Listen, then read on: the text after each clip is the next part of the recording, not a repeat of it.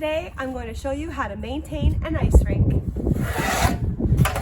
So I'm dressed very warm because it is very cold outside, and I'm going to take the opportunity to flood the ice rink tonight. The sky is clear, there is no snow in the forecast for 24 hours, which is going to let this rink set overnight into the morning. The first step is to clear the ice, and always remove the snow after a large snowfall, and I like to clear it right after I'm skating as well.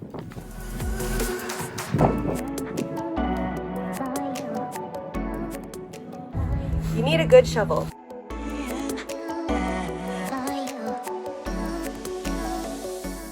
And now the ice is ready for resurfacing. So I'm just going to go back and forth very slowly. Now I've tried many different methods for resurfacing, and I found that using a garden hose resulted in the smoothest ice. I'm taking a small step back with each pass, allowing the water to slightly overlap and mix together in time before it freezes. Start at one end and work across the surface. A slow pace will prevent rippling and bubbles.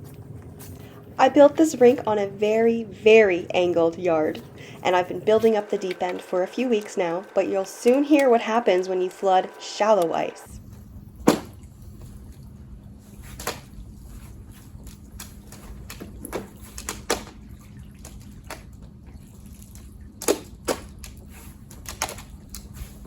Flood your rink regularly, ideally in evenings when the winds have slowed and there's zero snowfall. And remember, the more time you spend perfecting your ice, the better skating experience you'll have all year long.